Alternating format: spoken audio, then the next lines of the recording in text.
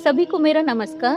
आज भगवान श्री कृष्ण का जन्म दिवस है और भगवान श्री कृष्ण के जन्म दिवस के अवसर पर मैं आप सभी को अनंत अनंत शुभकामनाएं देती हूँ।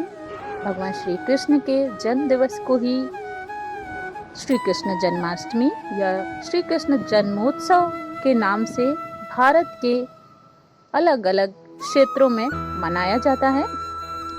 भगवान श्री कृष्ण को अलग अलग स्थानों में अलग अलग नामों से जाना जाता है। उत्तर प्रदेश में कृष्ण या गोपाल गोविंद इत्यादि नामों से जानते हैं। राजस्थान में श्रीनाथ जी या ठाकुर जी के नाम से जानते हैं। महाराष्ट्र में विट्ठल के नाम से जाने जाते हैं। उड़ीसा में जगन्नाथ के नाम से जाने जाते हैं। बंगाल में गोपाल जी के नाम से जाने जाते हैं। दक्षिण भारत में वेंकटेश या गोविंदा के नाम से जाने जाते हैं। गुजरात में द्वारिकाधीश के नाम से जाने जाते हैं। असम, त्रिपुरा, नेपाल इत्यादि पूर्वोत्तर क्षेत्रों में कृष्ण नाम से ही पूजा होती है। Malaysia, Indonesia, America, England, France इत्यादि देशों में कृष्ण नाम ही विख्यात है। श्री कृष्ण के पिता का नाम वसुदेव था, इसलिए इन्हें आजीवन वासुदेव के नाम से जाना गया। श्री कृष्ण के दादा का नाम सूरसेन था। श्री कृष्ण का जन्म उत्तर प्रदेश के मथुरा जनपद के राजा कंस की जेल में हुआ था। श्री कृष्ण के भाई बलराम थे, लेकिन उद्धव और अंगिरस उनके चचेरे भाई थे। अंगिरस ने बाद में तपस्या की थी और जैन धर्म के तीर्थंकर नेमिनाथ के नाम से विख्यात हुए थे।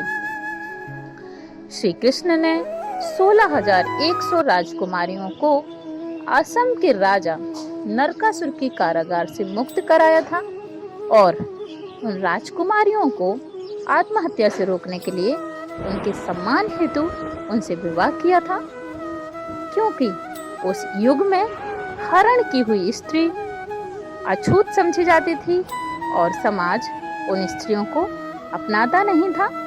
श्री कृष्ण की मूल पटरानी एक ही थी, जिनका नाम रुक्मणी था, जो महाराष्ट्र के विदर्भ राज्य के राजा रुक्मी की बहन थी।